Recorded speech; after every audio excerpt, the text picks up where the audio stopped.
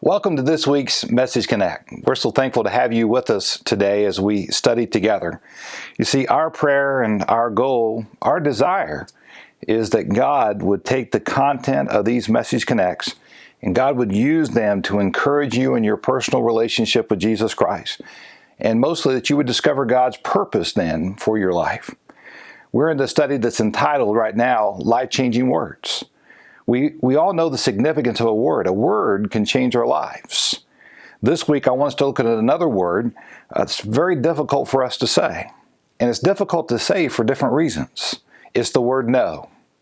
The word no, I'm just going to go ahead and acknowledge it. It's a word that has a negative vibe to it.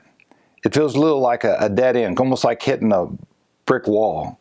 It feels like a slap in the face when you hear the word no. Like when we hear the word no, I can't move forward. It's like it's ending. And because of that, many of us have a difficult time saying no. Now, how can we say no more often in our lives? Because chances are today, if we'll just be honest with one another, is we're probably not saying no enough in our lives. And as a result, because we don't say no and we say yes to a lot of the things, maybe not bad things, but we say yes to a lot of things or a lot of people that maybe we shouldn't be saying yes to, we become overextended, we become exhausted, because we're sleep deprived, anxious, stressed, worried. We get, out of balance in our lives, trying to impress people that we really don't know that well or maybe don't even really like. Why? Because we have a hard time saying no. It's really because deep down, you're a good person. You're a kind person, and you don't want to be a negative person who's always saying no. You don't want to be a discouraging person by saying no. You don't want to come across as a grumpy person by saying no. So what we sort of do is we just kind of go along, and somewhere along the line, we kind of set ourselves up to believe that only positive people say yes. Negative people say no. So I don't want to be a negative person, so we have a hard time saying no, so we say yes to a lot of things or a lot of people that we shouldn't be. In Nehemiah chapter 6, this is where we're going to be at today. If you don't know the story, Nehemiah is the guy who originally was from Jerusalem. He finds out that his hometown in Jerusalem has been attacked and it's in ruins. The walls are down. So Nehemiah, he's like a type A leader. He's a great leader. He gathers some resources and a team to go, and the king that he's working under blesses his work, even sends him with resources to go back to rebuild the walls. And when he got there and he's building the walls, he finds that there's a lot of opposition, to rebuilding the walls, especially from the enemies of those who live in Jerusalem. So we hear their names here in verses 1 and 2. Nehemiah chapter 6, verses 1 and 2. Sanballat, Tobiah, Geshem the Arab, and the rest of our enemies found out that I had finished rebuilding the wall and that no gaps remained, though we had not yet set up the doors and the gates. So Sanballat and Geshem sent a message asking me to meet them at one of the villages in the plain of Ono. But I realized they were plotting to harm me. So I replied by sending this message to them, I'm engaged in a great work, so I can't come. Why should I stop working to come and meet with you? Now, this doesn't seem necessarily unreasonable, their request to meet with Nehemiah. It doesn't seem like it would be anything out of the ordinary, but Nehemiah was able to see through what they were asking. It says here, he realized that they were plotting to harm him. In other words, Nehemiah had created enough margin in his life that he could discern with wisdom, godly wisdom, what was happening, what was taking place. Now, my question today is, have you ever said yes to something or someone when you really wanted to say no? You see, Nehemiah here had that wisdom and discernment to be able to say no. There was probably a lot of pressure around him and, that were probably saying, why not? Why not go and just see what they got to say? But he says no. Maybe for you, you've been maybe in a similar situation and maybe you were hard pressed to say no, So when you really wanted to say no, you said yes. Maybe it was your job. Maybe you go on a job interview and, it was a courtesy to go and to do this interview and somebody recommended that you go, it would be a good fit for you. So you go and right there on the spot, they offer you the job. You don't even have time to really think through what they're saying or what they're offering. And you don't really want it, you don't really want to do it, but you kind of feel pressured. Instead of saying no, you say yes, because they're asking you right then and there. Or maybe you have a good friend that comes up and says, hey, could you help me move today? Or help me move tomorrow? And inside you're going, I really don't want to do this, but yes, I'll be glad to. What time do you want me to be there? We've all had those moments where we said yes in those certain moments. Now, I don't want to overstate this today because there's some times where we don't feel like saying yes, and maybe we don't feel like it, but we should be saying yes in our lives. And what I'm talking about here is, when sometimes we say yes when we ought to be saying no, is sometimes we're out of balance. We have this imbalance in our lives where we're saying yes to some things that we know deep down we need to be saying no to. Now, Nehemiah could not have known with 100% certainty that his enemies, had, an ill will towards him or bad intentions. But he had built in just enough margin in his life, just enough wisdom and discernment to know this wasn't right. And they meant to harm him versus doing what was good. He said, so I don't think this is fully right. And to come find out, he was right. They just kept coming after him left and right. They did not want the walls to be rebuilt. Nehemiah chapter 6, verses 4 through 7.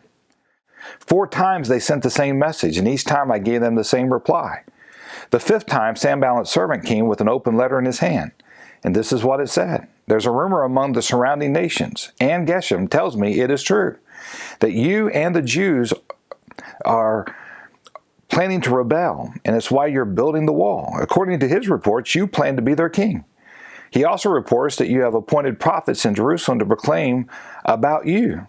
Look, there is a king in Judah.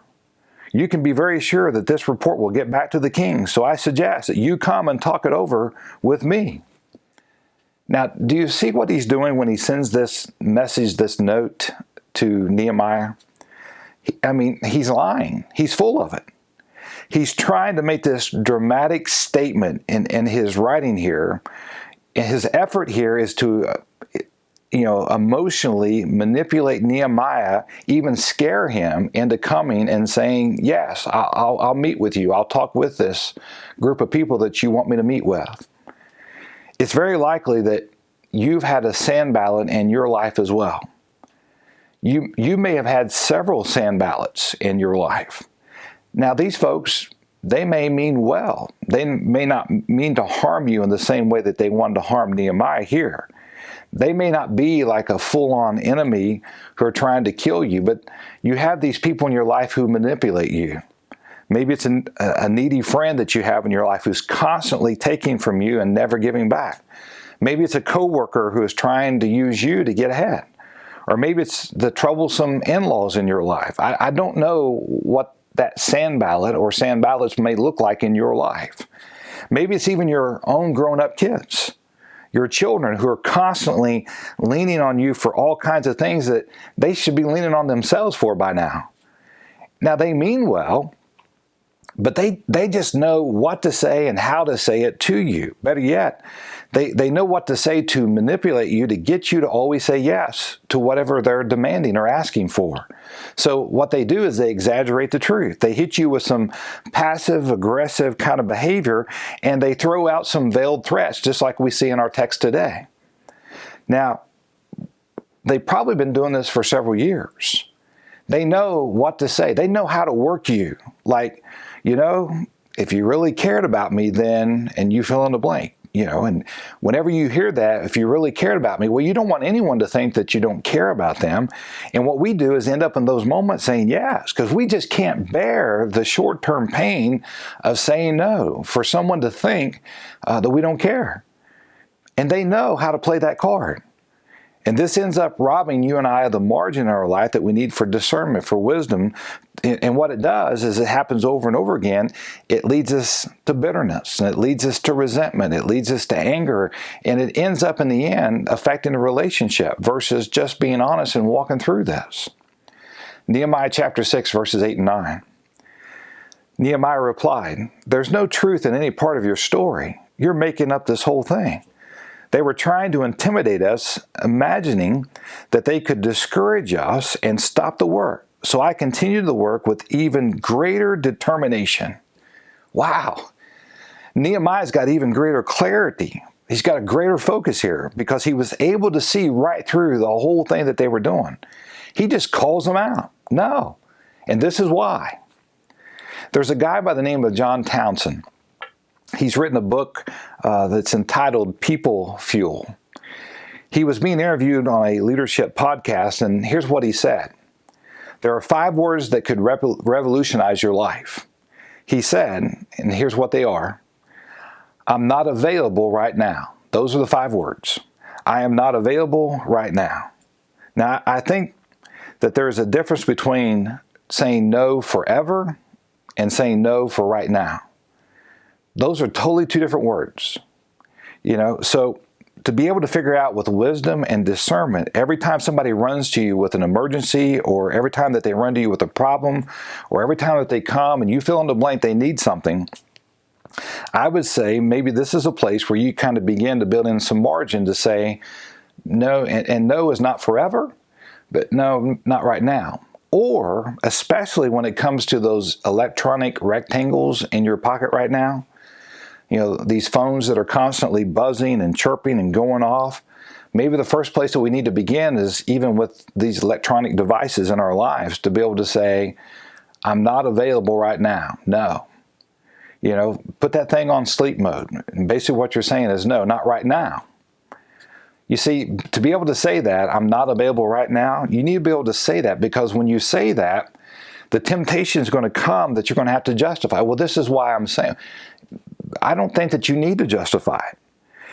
John Townsend goes on to say that you don't need to offer any justification. Just say, no, I'm not available right now. And just leave it at that. You don't need to justify your no. Now, here's a word of caution. You need to employ some emotional intelligence, some social awareness to this exercise. There are some moments in your life where you can't use this phrase. It would be unwise for you to use this. If your boss gives you a reasonable amount of time to get a project done, you can't use this phrase, I'm not available right now, as a trump card. I'm saying that there's a lot of opportunities in your life where you need to use this to say no, to give you some time, to have some wisdom, to have some discernment, to think through whether you should be involved or not involved with this thing or that person, because it creates some space in your life. But you can't use it all the time. You see, in my life, there is a small group of people that 99.999% of the time, the answer needs to be to them, yes. And that needs to be the answer always, yes. Therefore, there's a larger group of people that my answer needs to be no most of the time, because I can't say yes to everyone. Now, I hope that makes sense to you. So to help you with this, I want you to get this picture in your mind, if you would. Just simply picture a target. And with the target, at the center of it is the bullseye. Now, with a target, you have all these concentric circles that come around the bullseye. Now, like a target in your life, the center of the bullseye, the center of who you are, you need to be able to answer this question. Who are the people that you need to say yes to all the time? Who is at the center of your life that needs to get your yes? Not everybody can be in your bullseye, the center circle. Now, I think one of the best ways that you can figure this out is by asking this question. What is motivating you to say yes in your life to some things or to certain people? What are the reasons that I'm compelled to say yes? One of the reasons that we're compelled to say yes is I'm too concerned with what people think of me. When I'm concerned about what people think about me, that can become a major reason, a primary reason why I want to say yes, because I'm so worried about what they think about me, my image. When really deep down I know I probably should be saying no. Here's the second reason. I'm too preoccupied with what I've already acquired or accomplished. I'm so afraid. Look at what I've accomplished. I've said yes to all these things. I've done all these things, and look at where I am. Competition is steep in my life. People want my job. I've already acquired this status. I've already reached this level. I'm in protection mode. So I'm overextending myself, saying yes to anything and everything to keep my level of expectation up to protect it, when I probably need to be saying no. The third reason is this. I'm afraid I might miss out. I'm just afraid I'm going to miss out on that opportunity. I'm constantly looking for validation or affirmation from other people. So what I do is I say yes all the time without really fully processing it. Why? Because I'm scared to death I might miss that affirmation. I might miss that opportunity. I might miss that validation. Let me give you one of the greatest sources of clarity to help you start this process. What is the one thing that you should always say yes to? What are the things that you should always be saying no to? Go back to the bullseye. Think about the bullseye. At the very center of the bullseye, who should be at the center of your bullseye? Whose name should be there that you always say yes to? Folks, that is the name of Jesus. It's amazing how all the other circles become clearer. There's more clarification on what you say yes to when you know you're always going to say yes to Jesus. How much clarity that gives you when you're dealing with other people and other opportunities, when you need to say yes or no, when you understand everything focuses out of the center of Jesus. The center of your life is Jesus, and you're always going to say yes to Jesus. I want to follow Jesus in every area of my life. I hope that you do as well. So if Jesus is at the center of my bullseye, he's at the center of my life. If I'm truly a disciple, a follower of Jesus, then what I'm trying to do is I'm trying to create a place of margin. I'm trying to create a place of spiritual health, emotional health within my life. I'm trying to get to the place where I've created enough space for God to work in my life because I'm always saying yes to Him. I'm trying to get to a place where when Jesus speaks, there's not too much other noise, because what happens is we fill our life up with all these yeses. We're trying to put everything into that center bullseye, the center of our lives, including Jesus, and we've said yes to everything else. It gets so noisy and so distracting, I can't hear, I can't see what Jesus is trying to speak into my life. I'm trying to get to a place where when Jesus speaks, the noise isn't so turned up in my life that I can't hear Him, that I can be able to discern His voice, that I'm always saying yes to Jesus, that I can say back to Him, yes, Lord. Why is this so important? Because I can trust Jesus. I can trust Him. I trust that Jesus wants what is best for me. I trust that what He is laying out for my life is truly for my good. You see, honestly, some of us right now, we cannot say yes to Jesus because we've said yes to everything and everyone else in our lives. Some of you today can't say yes to Jesus on the weekends because you've already said yes to your kids' sports. You're serving that. That's what's got your yes right now, not Jesus. Some of you won't get into a Bible study, a connect group, because you've already said yes to that hobby. And you've overextended yourself, and you're involved in fantasy football and all these other things. Some of you are not willing to trust God with a tithe, with your treasures, because you've already said yes to MasterCard and Visa. Some of you are not willing to put your trust in Jesus and follow Him in every area of your life, because you said yes to all this other stuff and it's holding you back. Because you've said yes to everything and everyone else. And really, in reality, what you're saying to Jesus is no. What I want you to know is that Jesus said no to self-preservation. Jesus said no to His own personal comfort. Jesus said no to self-fulfillment so that you and I could say yes to Him today. That we could say yes to the life that He died for you and I on that cross so that He could give us life and life to the fullest. Today, this week, I want to encourage you to create some space, enough margin in your life for God to work. Ask God to work in your life and through your life. Ask God to speak and to give you the wisdom and the discernment. Who's at the center of your life? Are you saying yes to Jesus all the time? Who can be in that smaller circle that 99.99% of the time you say yes to?